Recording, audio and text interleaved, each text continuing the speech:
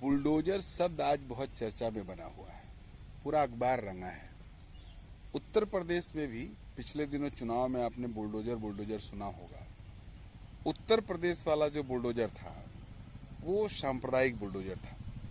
वो ऐसा बुलडोजर था जो अदृश्य रूप से उत्तर प्रदेश की सरकार, उत्तर प्रदेश की मुखिया की तरफ से प्रदेश की जनता को ये बात बता रहा था कि अगर मुखिया चाहेंगे तो हम हर उस व्यक्ति के आशियाने पे चढ़ जाएंगे जो फला समुदाय का है, छोड़ेंगे नहीं उनको। और ये बुलडोजर बाबा चला। चुनाव का परिणाम जो भी आया उसके कोई एक कारक थे, ये तो बात सही नहीं है, लेकिन तमाम कारकों में एक कारक बुलडोजर भी था। आज लेकिन बुलडोजर की चर्चा एक दूसरे सेंस में हो रही है। दिल्ली के जहांगीरपुरी में जो हुआ, अतिक्रमण हटाना, अतिक्रमण साफ करना एक क्रिया है और वो निरंतर चलती रहती है। लेकिन अतिक्रमण हटाने के नाम पे खाली गरीबों को उजाड़ा जाए, इसको पारदर्शी क्रिया नहीं कहते हैं। और गरीबों में भी चिन्हित करके कि कोई रोहंग्या लोग हैं, कौन आके बसे हैं, और ये बंगाली हैं लेकिन मुस्लिम टाइप के बंगाली हैं, ये सब चिन्हित करके जो खेल जहांगीरपुरी में दिल्ली में हुआ वो बहुत चिंता का विषय है। और चिंता का विषय उससे आगे और है कि बात यही नहीं खत्म होती है। सुप्रीम कोर्ट कहता है कि अतिक्रमण हटाना बंद करो, अतिक्रमण के नाम पे उजाड़ना बंद करो, रोको।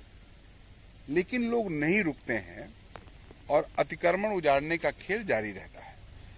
हालात यहां तक बने कि देश की कम्युनिस्ट पार्टी सीपीएम की नेता वृंदा करात जी बता रहे हैं, लोग तमाम और लोग भी थे, कम्युनिस्ट पार्टियों के, सीपीआईएमएल के लोग थे, सीपीएम सीपीआई के लोग, वो लोग आर्डर का कागज लेके गए, बुलडोजर के सामने खड़े हो गए और जो जिम्मेदार अधिकारी थे उनको दिखाया कि भाई देखो ये स्टे आ गया है, अब रुक जाओ। तब जाके बुलडोजर और उसके जिम्मेदार जो है वो रुके। बात केवल इस बात पे होगी कि क्या बुलडोजर निरंकुश हो गया है, और निरंकुश भी इस स्तर पे कि वो सुप्रीम कोर्ट के ऑर्डर को भी बाईपास कर देगा, वो अपनी मर्जी से चलेगा और जिसको गिराना होगा, जिसको ढहाना होगा, वो अपनी मर्जी से ढहाएगा। फिर लोकतंत्र, कानून और जुडिशरी, ये सब तमाम बातें क्या केवल फर्जी ही रह जाएंगी? ये बुलडोजर पे बात करते समय आज इन चीजों पे बात करना बहुत जरूरी हो गया है। और ये बुलडोजर तंत्र क्या है भाई? बुलडोजर तो अमूमन डिस्ट्रॉय की प्रतीक है, डिस्ट्रॉय का प्रतीक है। बुलडोजर कहना नहीं चाहिए, जो जेसीबी के मालिक को मैं उनको संदर्भित नहीं कर रहा हूं, लेकिन बालू चोरी से लेके, मट्टी चोरी से लेके, अवैध तरीके से जो तमाम काम किए जाते हैं उसका एक बड़ा हथियार बुलडोजर, या आप इसको जेसीबी को कह सकते हैं, जो आज प्रतीक बना हुआ है। तो इस तरह के प्रतीकों को आगे करके जो कॉम्युनल खेल उत्तर प्रदेश के चुनाव से शुरू हुआ वो दिल्ली तक पहुंचा और वो कोर्ट को भी बाईपास कर दे रहा है। तब तो इस पे जरूर चिंतन करना चाहिए, तब तो इस पे जरूर मनन करना चाहिए कि डिस्ट्रॉय करके, ताकत के बल पे, ढहा के और डंडे के बल पे हम सरकार चलाएंगे। इसका एक पहलू ये साफ हुआ है और ये तस्वीर धीरे धीरे और साफ होगी।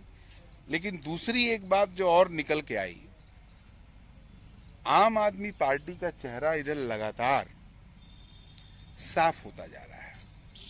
अमूमन कांग्रेस से लेके और तमाम पार्टियां, वामपंथी पार्टियों के अलावा कोई जनता के इस तरह के समस्या में खड़ा नहीं हुआ।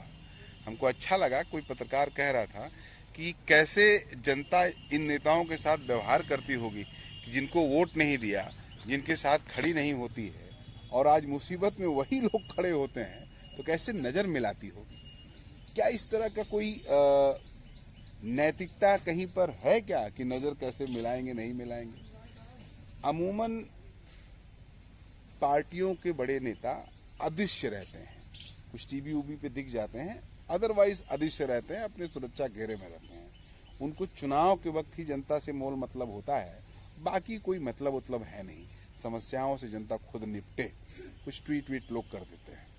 लेकिन जिस तरह से वामपंथी नेता सड़क पर उतरे, ये आज के दौर में भारतीय जनता पार्टी और संघी विचारधारा से मुकाबले का सबसे मुकम्मल तरीका लगता है, सबसे वाजिब और सबसे सही तरीका लगता है। क्या इस पे भी नजर जाएगी लोगों की? क्या इस तरफ भी लोग देखेंगे? और सबसे ज्यादा जरूरी है जनता को इस बात को सोचना, क्योंकि हमला तो शुरू हो गया है। रामनवमी के दिन, फिर से एक बार रिपीट कर रहा हूं, पिछली बार मैंने बोला ही था, रामनवमी के दिन जिस तरह से पूरे देश भर में घटना घटी और इधर जिस तरह का बुलडोजर का उपयोग जहांगीरपुरी में हुआ कोर्ट को बाईपास करके, तो ये सब दिखाता है कि वो अपनी गुंडई तमाम तरह से अपने बेसिक एजेंडे पे चलाते रहेंगे। आप सोचिए कि क्या ये जो दिल्ली में हुआ, ये फिर से एक बार एनआरसी और ये जो खेल था सीएए का, वो चलाने की पृष्ठभूमि नहीं है। उस तरह से खोजा फिरका नहीं जा रहा है। हमने तमाम भाजपा के सांसदों का, रवि किशन वगैरह का की बातें सुनी। वो कह रहे रोहिंग्या को नहीं छोड़ेंगे, कैसे बसा दिया गया है, और जो लोग इस तरह से बसे हैं उनको कैसे छोड़ दिया जाए, इस पे बहस होनी चाहिए, जांच होनी चाहिए। और सबसे मजेदार बात ये है, मजेदार कहने का सेंस केवल ये है कि इसमें शुक्ला जी भी और शाही जी भी फंस गए। अभी बहुत चर्चा है राहत इंदौरी साहब के एक शेर की, लगेगी आग जद में मकान कई आएंगे, यहाँ पर हमारा ही मकान थोड़े ना है।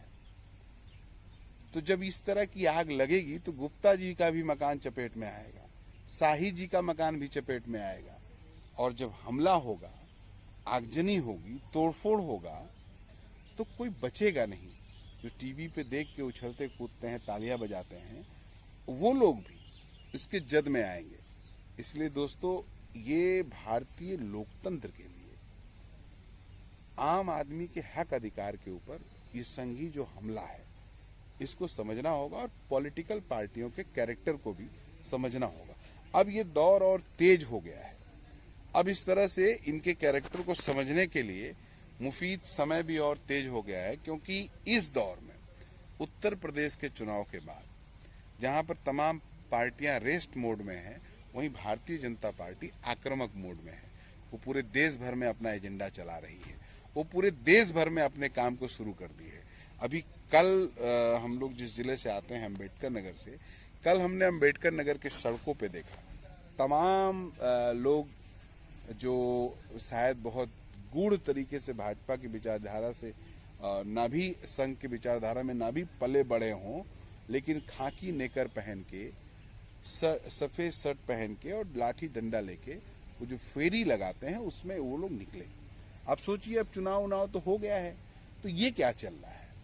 ये उनका जो अभियान है, नीचे तक, इस स्तर तक कॉम्युनल डिवाइडेशन करने का, कि एक दूसरे समुदाय को लोग देख कर जब तक गाली गलौज न करने लगे, तब तक उनकी मनसा शांत नहीं होगी, तब तक उनकी जो भूख है वो शांत नहीं होगी। तो इसकी तैयारी में तो वो लगे हैं, वो अपना काम कर रहे हैं, लेकिन इनके खिलाफ कोई लड़ाई नहीं बन रही है, इनके खिलाफ कोई मैदान में नहीं उतर रहा है। इनके खिलाफ बिना वैचारिक संघर्ष के कोई जीत हार होना नहीं है। ऐसे समय में आपको भी अलर्ट रहना चाहिए, आपको भी सजग रहना चाहिए और चिंतन मनन करना चाहिए। केवल वैचारिक पृष्ठभूमि पे ही संघ के इस खेल को मात दिया जा सकता है। ध्यान करिएगा, सोचिएगा। नमस्कार।